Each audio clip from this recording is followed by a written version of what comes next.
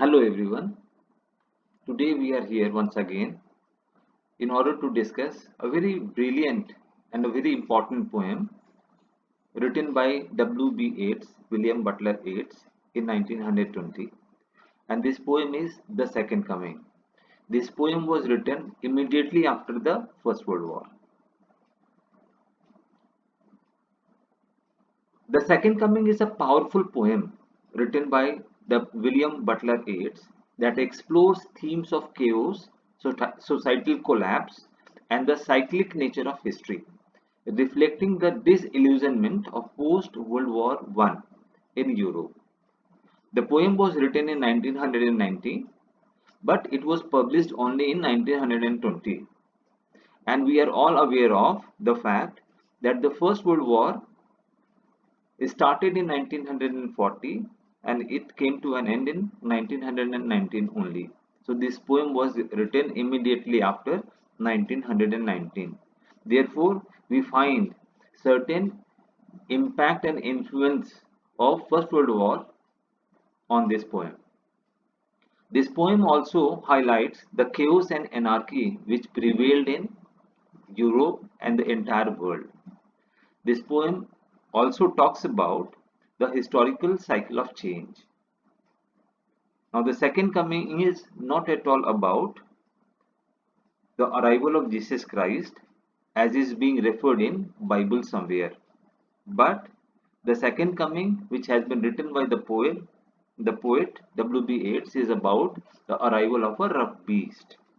W.B. Yeats was an Irish poet and he was awarded Nobel Prize in Literature in 1923. As far as the background of the poem is concerned, the poem is about the times of anarchy and unrest in much of Ireland and the world at large during the early 20th century.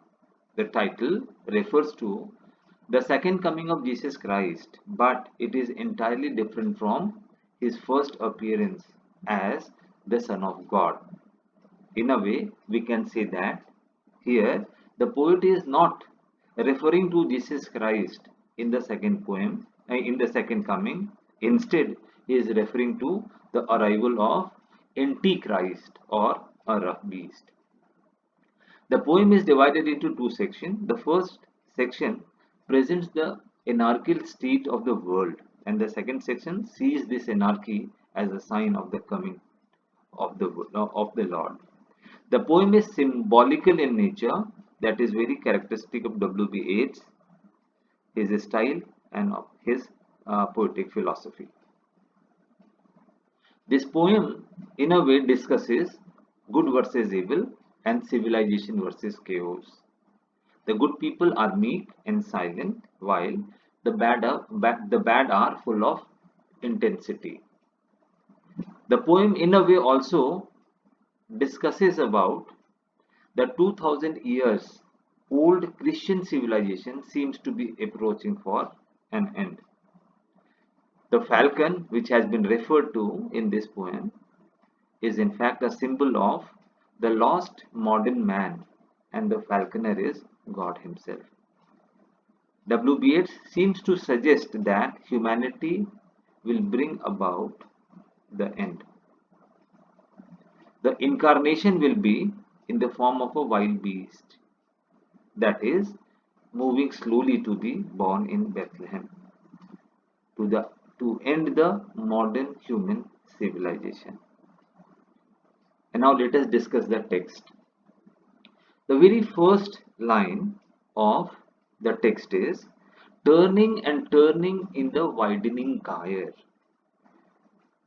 Now the poet perhaps is referring to the turning of the time, the turning of the wheel of the time.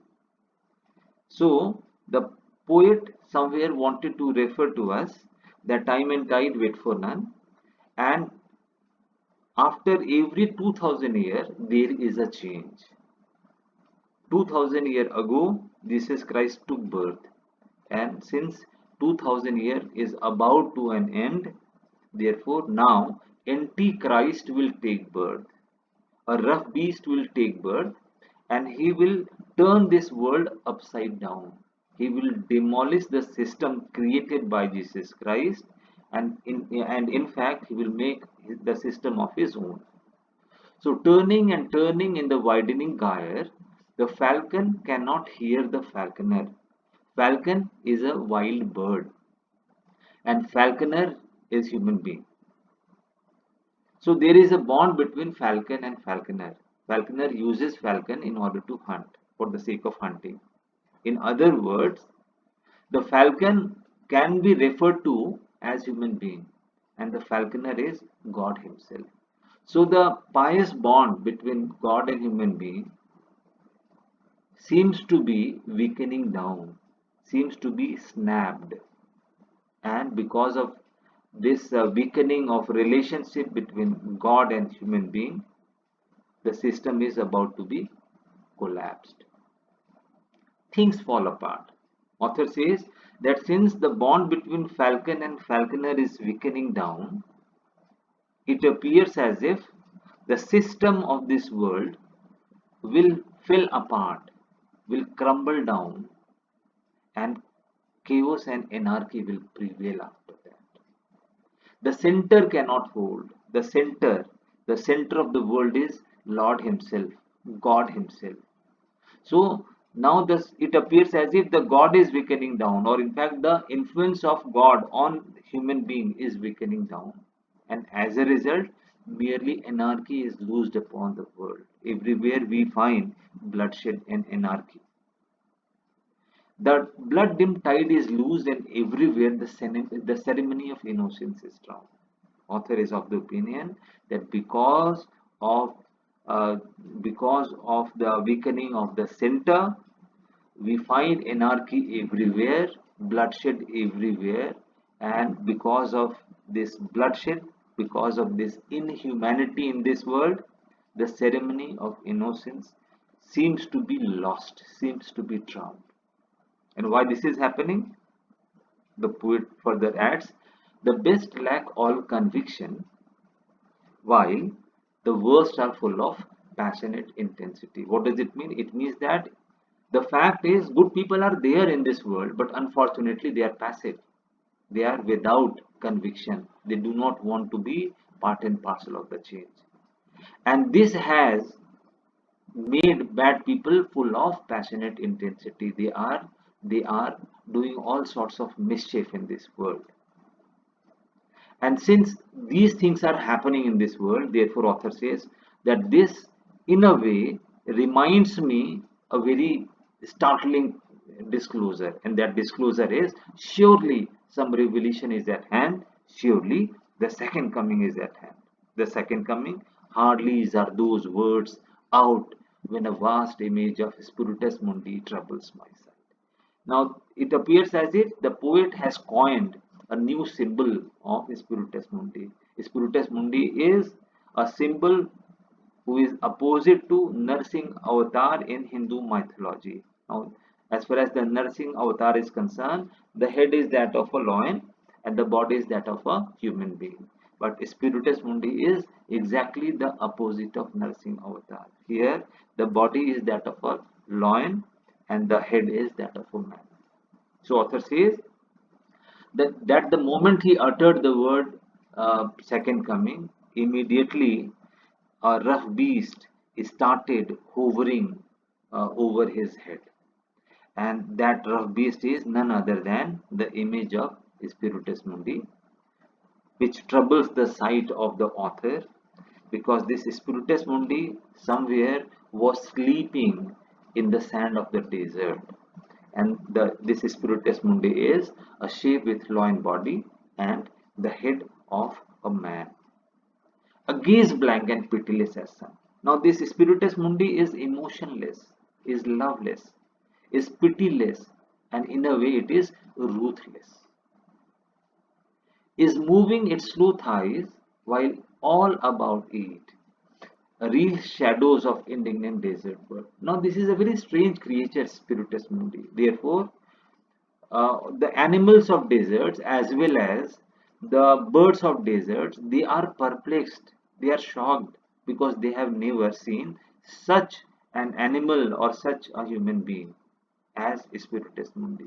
So they are hovering around Spiritus Mundi, entirely perplexed as to what this creature is all about and where this creature is going.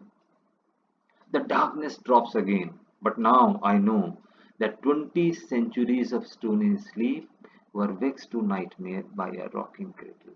Author is trying to remind us that almost 2000 years ago there was a cradle in Bethlehem, and on this cradle Jesus Christ took birth. Unfortunately, after 2000 years, once again we are witnessing a rocking cradle, but this cradle will bring nightmare for this world because 20 century of system, 20 century of tranquility and harmony, it appears if that it is coming to an end, and now people will witness nightmare, people will witness devastation, people will witness anarchy in this world. And what rough beast, its time come around at last, it slouches towards Bethlehem to be born. Now this word Bethlehem is very important because Christ was born in Bethlehem. Bethlehem has a significance, religious significance. Now, this rough beast who is about to take birth, that rough beast, Spiritus Mundi, is gradually moving towards Bethlehem. Now, he too wanted to be born in Bethlehem so that he can give a very powerful message to the world that now his time has come. Now, finally, he has taken birth. And what he will do? He will first of all demolish the system created by Christ, and he will make a new system of his own. The system of anarchy, the system of violence, the system of ruthlessness. So, as far as this poem is concerned, this poem is symbolical in nature. This poem is symbolic poem that is very characteristic of Yeats' style. The poem is about the loss of faith and the chaotic times of modern life. Christianity and the values it promotes are vanishing, and man is lost in an endless lust for bloodshed and misery. The poem has a pessimistic tone, but it is also quite realistic in its depiction of the state of society, which is full of conflicts and war. The poem was produced after the bloody World War I. This poem also refers to the destruction of religious faith and morality in the human world. The poem seems to suggest that the modern existence is full of frustration, anxieties, and disorder. So, this is all about this video. Hope you will be liking it. Thank you.